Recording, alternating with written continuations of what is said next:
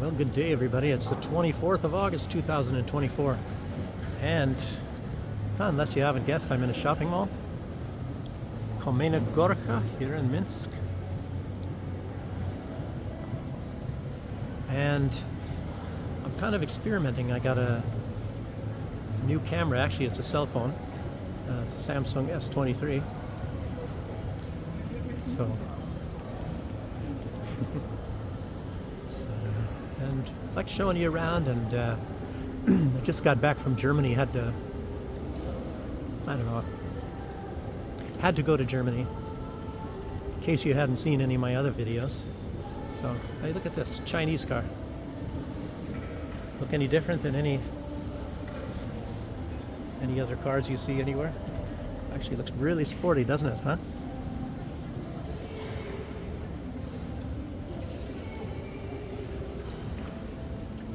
As a matter of fact, it's very possible that is made in Belarus. I'm looking at this symbol here with a buffalo, and normally a buffalo is a symbol for Belarus. Because we have buffalo here. And what was supposed to happen is we were supposed to be making cars in Belarus, at least the Chinese, opening up a factory here, and maybe it's already started. They were making one before, and apparently they might already have done so. Some ATMs here. Whoops, gotta make it.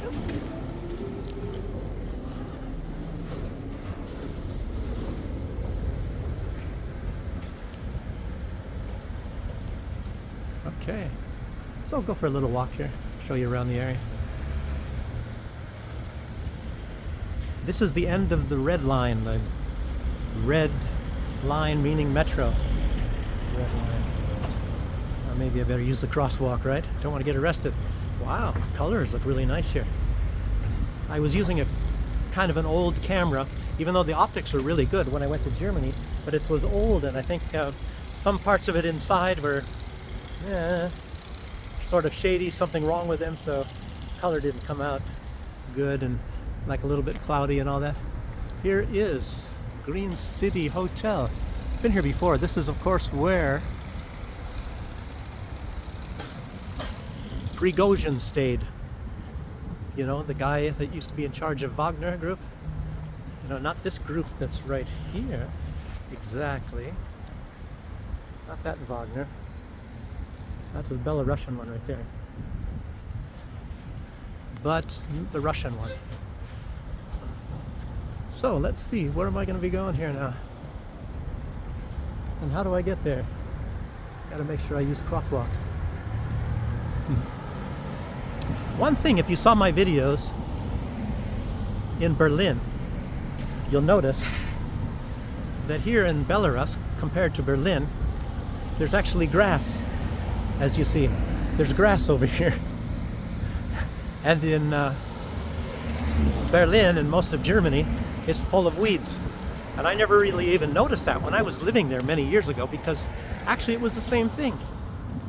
And look at this. Well, this place is nicer than even most, of course. It's like a golf course almost here. So, somebody else on their phone here.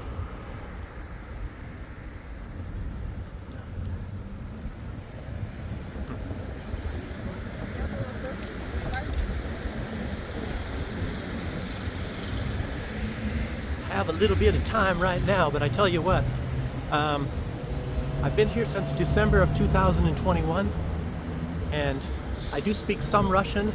As a matter of fact, I spoke more Russian about a year ago than I do right now, because some guy stopping here.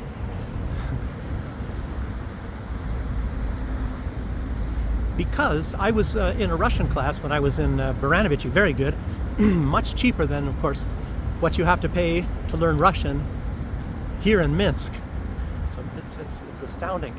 And it's even astounding how much you have to pay for a Russian class here in a Russian-speaking country. I would highly suggest to those of you that might want to learn Russian, might want to come here, might want to live here, and you might think, oh, it's going to be cheaper over here because everybody speaks Russian and whatnot. But I'll tell you what, my suggestion, learn Russian over there. Get as much as you can, or at least get some sort of a familiarity with it. You know, you want to get around. Difference is, I think, with Belarus and Russia. So there are pluses and minuses. Now, when you come here and you're getting on the metro and you know, government buildings and stuff like that, a lot of time what you're reading is not Russian, it's Belarusian. So it's going to be different. Sometimes it's somewhat similar. You know, it's sort of like Ukrainian. Ukrainian and Belarusian are somewhat similar, I believe. And yeah, just so you know that. So when you're sitting there like I am, and I'm sitting there thinking, what is that? You know, reading like even the metro signs and all that sort of stuff. It's spelled, and there are a lot of different letters and stuff, but it's in Belarusian. And then you might say, well, what is this? They say, oh, that's Belarusian. I say, what? You know. So it's not a lot. It's mostly, of course, you're speaking Russian. People are speaking it and all that. But that's just something to know.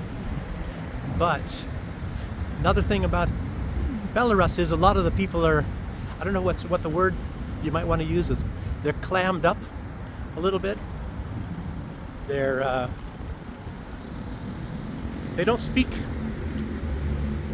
to you as much as, say, if you were in America and you're standing in line in a grocery store. you can have small talk with people, and people will talk to you, say, oh, what kind of weather are we having, and all that sort of thing. But here you try to initiate some kind of a conversation like that, and they will think that you're crazy, and they may not speak with you, or they'll move away from you, things like that. They you know, the only time you can actually get away with approaching and talking to somebody is if you just come up and all blurt out either excuse me, where's the post office, or just blurt out where's the post office, you know, then they all accept that, which is very strange, without even saying excuse me, maybe, you know, because that's happened to me before, and people come and they blah blah blah blah, and I didn't know, but they're asking directions normally. So it's a strange thing, but you can't try to engage in small talk with Belarusians, because they think you got something wrong in your head and you're a crazy man. So that's one thing there. And like I said, I was starting out with a Russian class in Baranovichi, and the teacher got sick. So I missed the last 2 weeks. It was like a three-month course, and it was mostly designed for Chinese. The book was actually, it was all in Russian, but it was designed probably in China, because some of the Chinese came and they had that version with a lot of the things written in there in Chinese. And you can tell by looking at this book, you know, and it's, you know, topics that maybe the Chinese are more interested in and all. We spent a lot of time, Maya Simya, my family. It's like, oh, come on, you know, I want to get around. How do you say left and right, straight ahead? You know, where is this building? Is it standing next to that? You know, and all that sort of a deal. But maybe some of the best stuff, we didn't get it because, like I said, the teacher was sick in the last 2 weeks and missed it. And then they gave us all a pass anyway, you know, as if we did a fantastic job. I didn't even take a test, unfortunately. You know, and as you know, before a final exam, that's when you do most of your cramming and things like that. Try to review all of the things you've learned over the past time period that you've spent in that course. And of course, a lot of that was lost because the class ended. And then, at some point in time later, I came up here to Minsk, and then I found out that the classes, you know, like a similar class, is like twice as expensive as it is in Baranovichi. So in Baranovichi, if any of you are interested in doing this sort of thing, coming here to learn Russian or whatever, they even have, what do you call it, dorms or places to stay. In other words, not very expensive at all.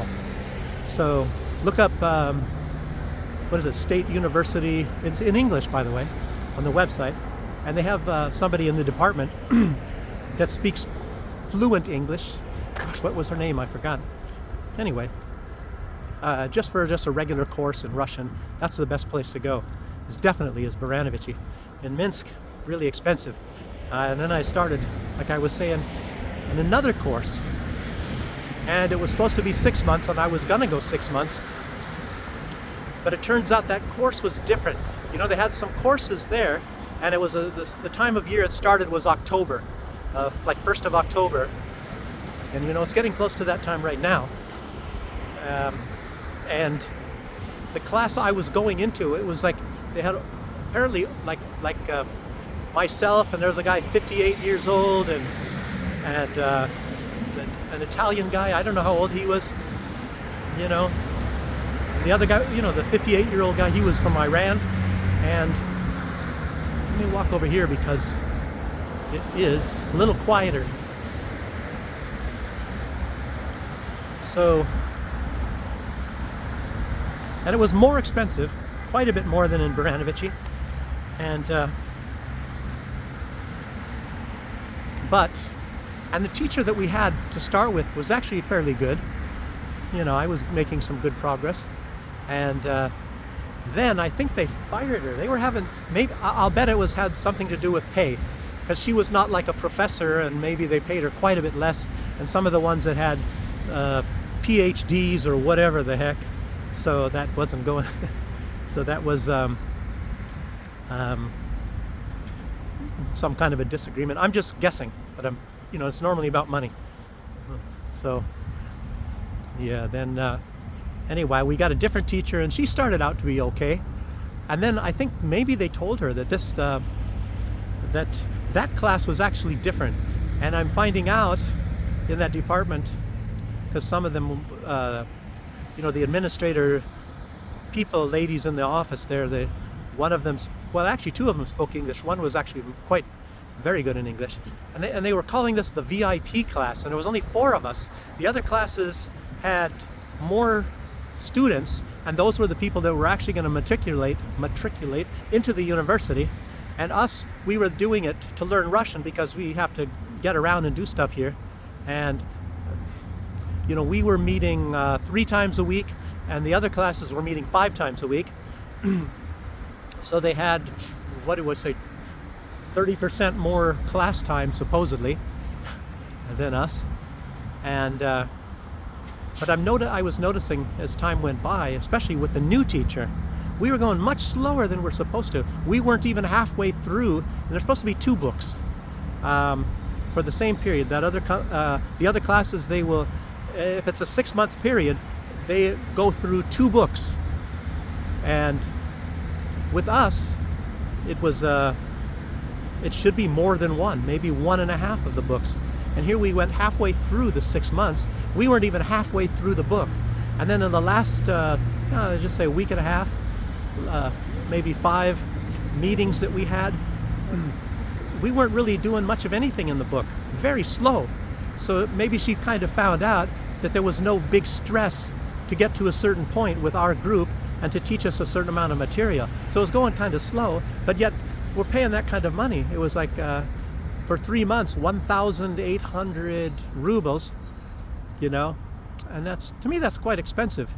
You know, in Germany you can take something called the Volkshochschule and meet about the same amount of time, 3 times a week, and the same amount of hours, and you can pay, what is it, 30 euros. 30 euros compared to whatever this one is, 600 euros.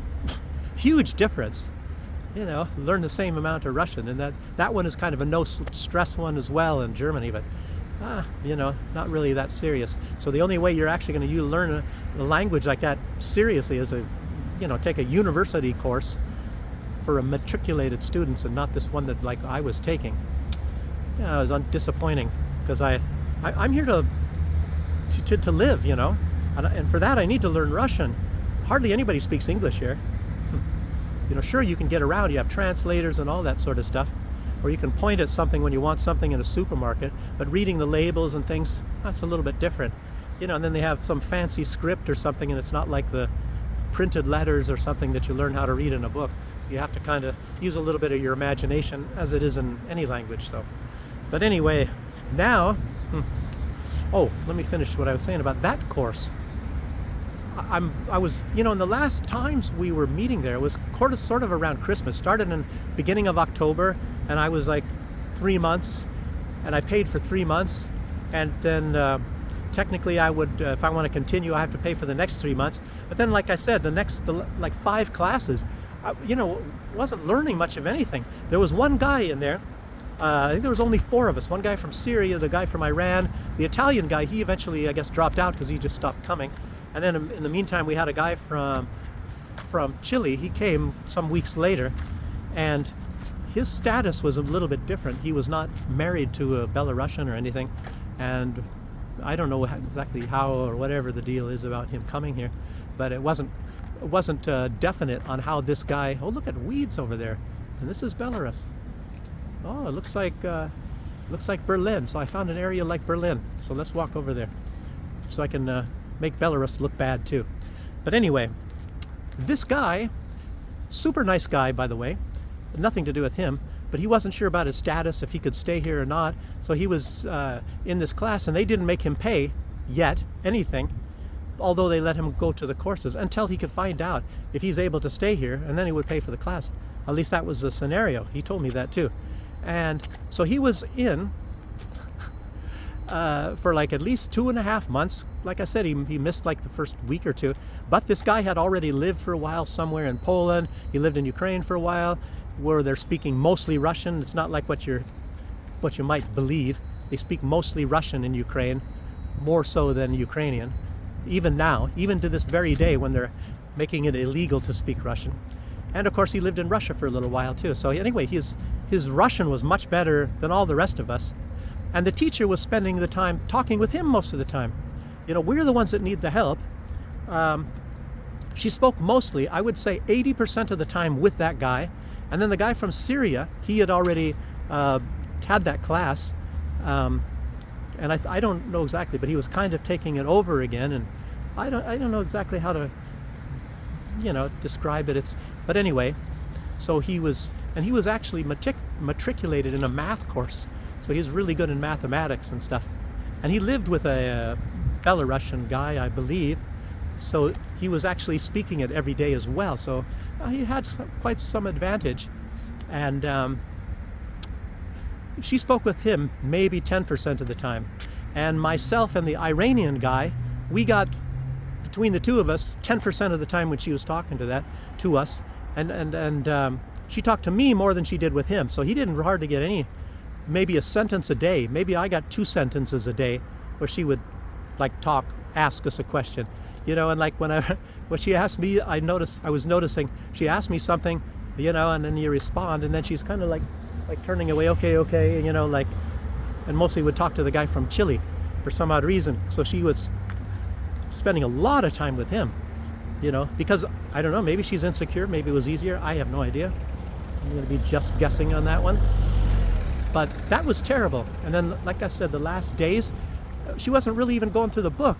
And I'm sitting there thinking, what the heck am I doing? I'm not going to be paying this kind of money, especially if the class continues that way. Pay for another 1,800 rubles, which is like, I think $600, for 3 months. Well, it's like $200 a month, and not really learn much of anything. I mean, how many years is it going to take me to learn Russian at a pace like that? Even if I'm doing stuff on my own outside of class, it's just a waste of time. And like 3 days a week, it's like you cannot get completely committed. So it wasn't really enough time for that. And so it's just, anyway, it just wasn't working. It didn't work for me at all. I want to learn Russian. So, and all this time, when did I leave? I don't know. Like it was around 1st of January or something like that. So now I'm going into a different class, but this time it's through the Linguistic University in Minsk. And they let me sit in on a class or 2, actually 2. And one, it was elementary, and I learned a lot of that stuff already. And then the other one was more advanced, even though it was the next course up. But see, they were halfway through the course. And that one, and the other one had just started some weeks ago. So I'm going to have to go in again into the somewhat elementary class, even though it's not elementary. It's class number 6. They call it number 6, and the top class is like number 1. Maybe it's 0. So as you go up, very strange. It's a different way of numbering things. You would think that that starts with 1 and goes up to number 6 would be the best one. So they just kind of numbered it backwards. Kind of weird. But I'm hoping that this is going to work, and I don't think I have to pay for the whole. I don't want to do. I was saying 6 months, but I was looking at their price list, and it looks like, the price per month is like $300 and some per month for the first 6 months, and then the 7th month and 8th month it's less than 200. But then when you start on the 9th month, it's again 300. So I'm thinking instead I'm going to take maybe 8 months, but I don't think I have to be committed. This is just for those of you that maybe would want to come to Minsk and to take a language course. And I looked into BGU, which is the premier university of Belarus, and it's even more expensive. I don't know that it can be better than that or whatever. I don't know. But I hope I'm not going to be disappointed with this one. So, like I was with the last two. And then all this time I'm doing live streams, 2 times a week, and putting a lot of time into that, reading up on all the news and things like that, finding the best, most pertinent stories. Any of you that was watching our live stream, which was called From the Other Side, BY, on YouTube and on Rumble. But the problem is with that, like, we're kind of like shadow banned. They make sure that our videos never got out to much of anybody, so you don't increase your views and things like that. YouTube is crazy. That's what they do. Here I'm on YouTube right now. But they find certain people apparently, and they promote it, or they put it on whatever they call front page or something like that, so that more people will click on it. And then there's certain people, as you know, that they do what they can to make sure that people are not exposed to it, so you can't see it. You guys probably already all know that. I've found certain types of comedians or pranksters, and even though I was watching pranksters and things for I don't know, a year and a half or 2 years, and then I find one of the best ones. Actually, there's a couple of them that were really, really good, and they never even sent them to me. I never saw. They're promoting certain other things. I don't know. YouTube is like that. And then I saw some kind of a rapper guy that I've never heard of, and nobody that I know has ever heard of the guy, and he has 1 billion views. 1 billion views. How do you get 1 billion views? You have to ask, well, what does that mean? It means everybody in the United States and everybody in most of the countries in the world watched this guy's video, and yet I've never met anybody that's ever heard of this guy and all this sort of thing. And it's like, yeah, maybe you can see that there could be some appeal, when you watch the video, to a lot of, teenies and all that sort of stuff. But you can't get 1 billion views. There's some kind of a cheating thing going on there, obviously. So it's absolutely amazing. And then I also had videos, like these videos. I put them up, and then at one time, I look maybe a couple hours later, and it says, it said, like, for example, 56 views or whatever. And then I look like 5 minutes later, and then it's 42 views. So what the heck? Did somebody take their views away, or some kind of stuff like that? I've seen that actually quite a few times. And I've heard of other people too, when that happens too.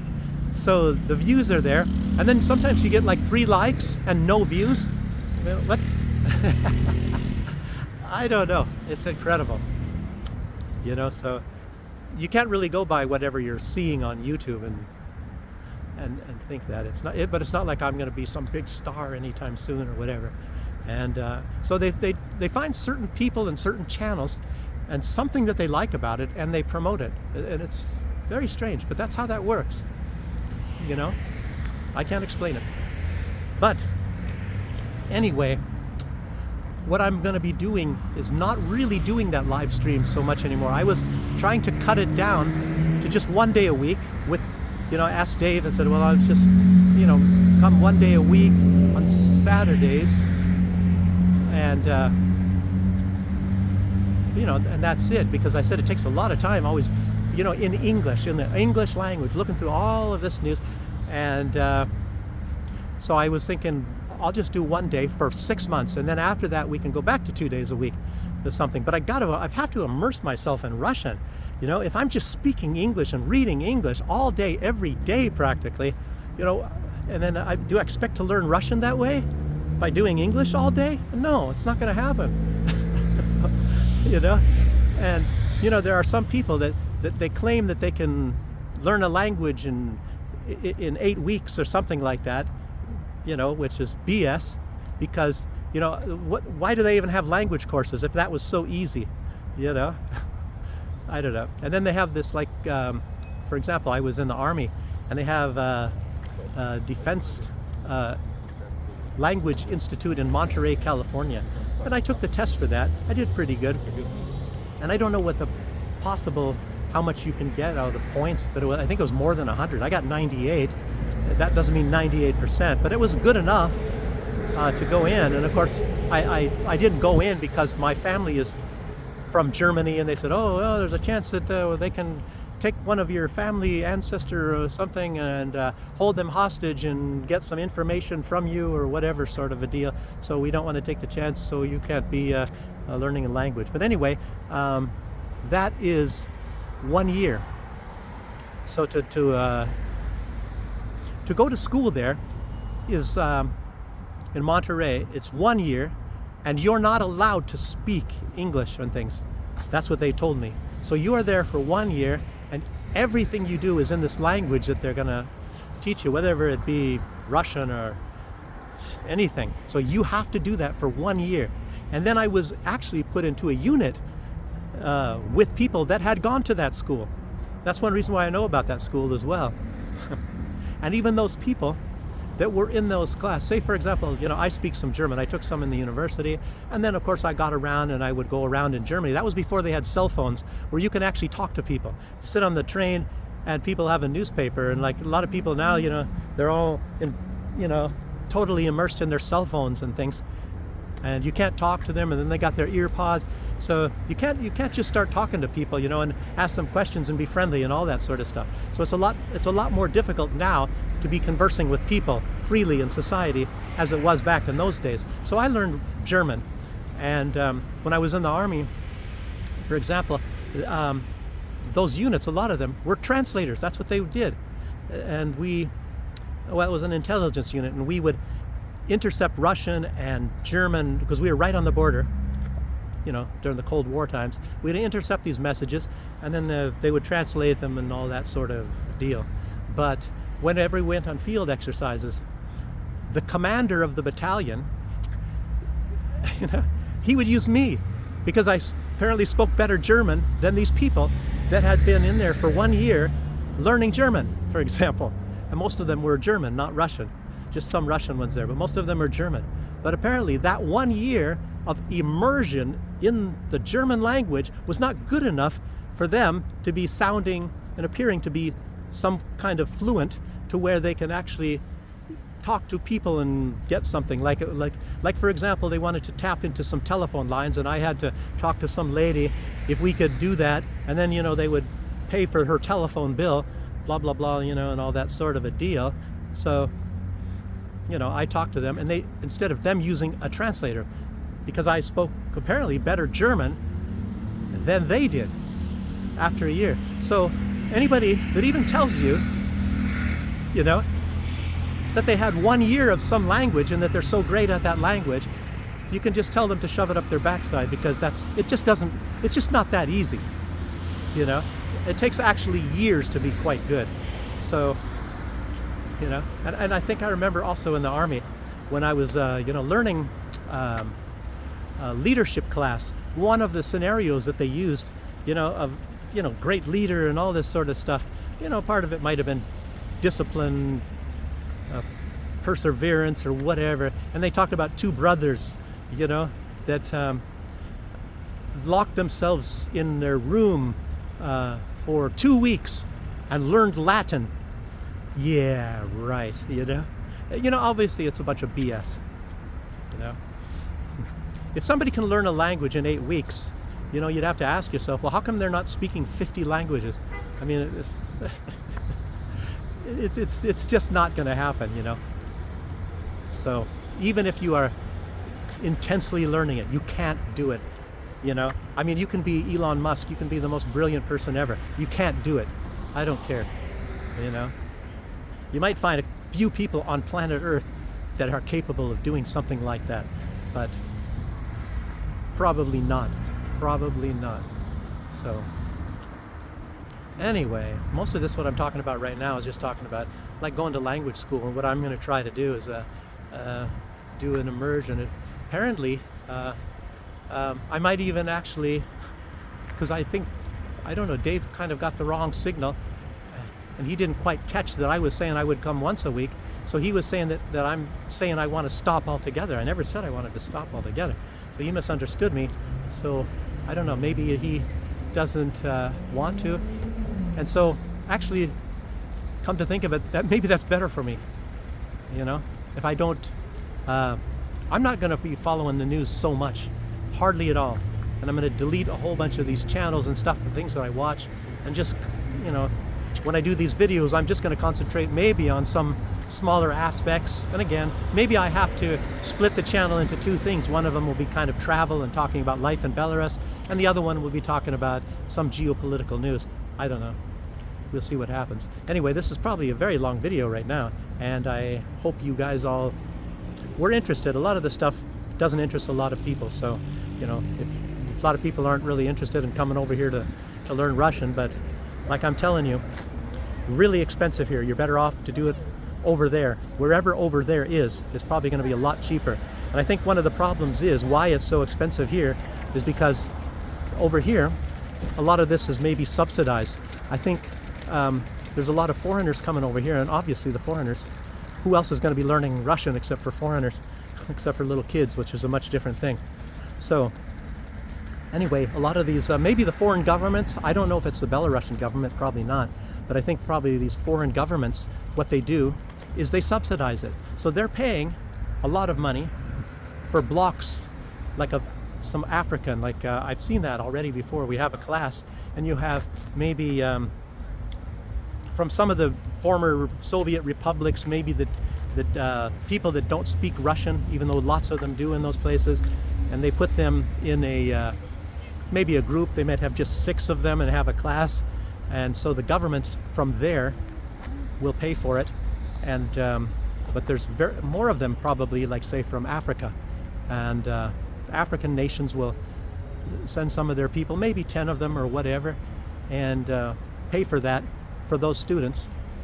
And as in BNTU, the classes where I was at there, they had some from Turkey and maybe Turkmenistan and all that, but there were quite a few, like in one class of 20, there were like 7 from Africa.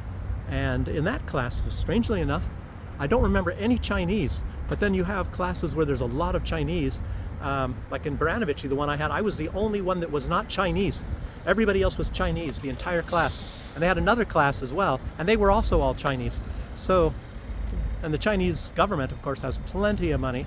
So that actually, and that was in Baranovici, and the prices are much lower. And that's probably why they sent them to Baranovici rather than Minsk, is because the prices were much lower, and they put a lot more people through the classes at that time. But it was only one class, and they didn't have a class 2 anyway. So, but anyway, this is it brings the prices up when these other foreign governments are paying for lots of these people to come here. You know, it makes it very expensive, especially when you come to Minsk. I'll tell you what, like if I was to go to BGU, it's even more expensive than the linguistic university.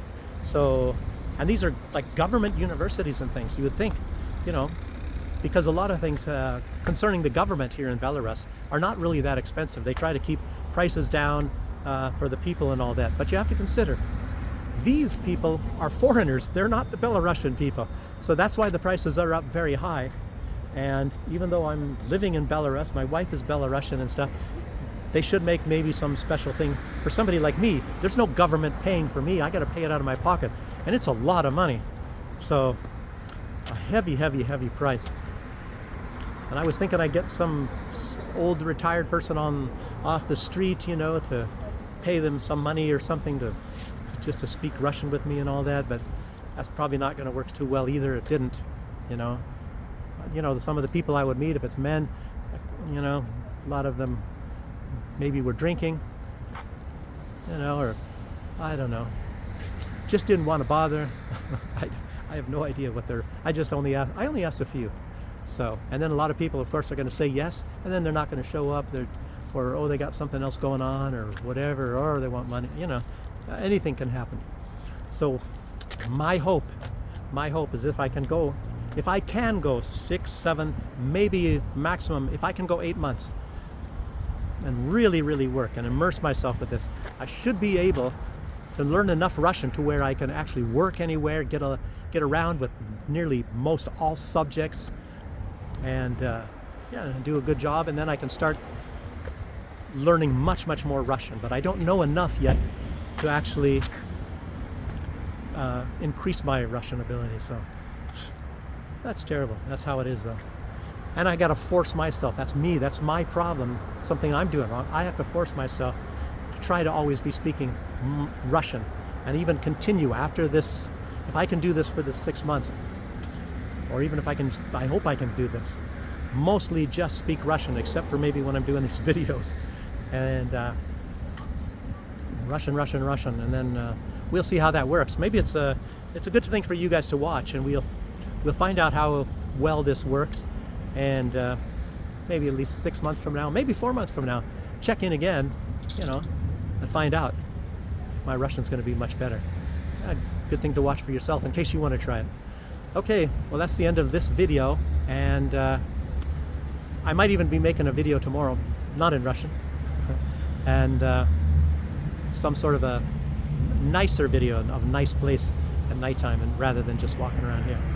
Okay, well, thanks for joining me, and I hope you join me if I do make this one for tomorrow. I plan on it, and I'm still going to do a couple more touristy videos before this summer is gone, which is not going to be much longer. We just have a week or two, and we'll see what happens. Okay, until then, I'll see you. Bye-bye.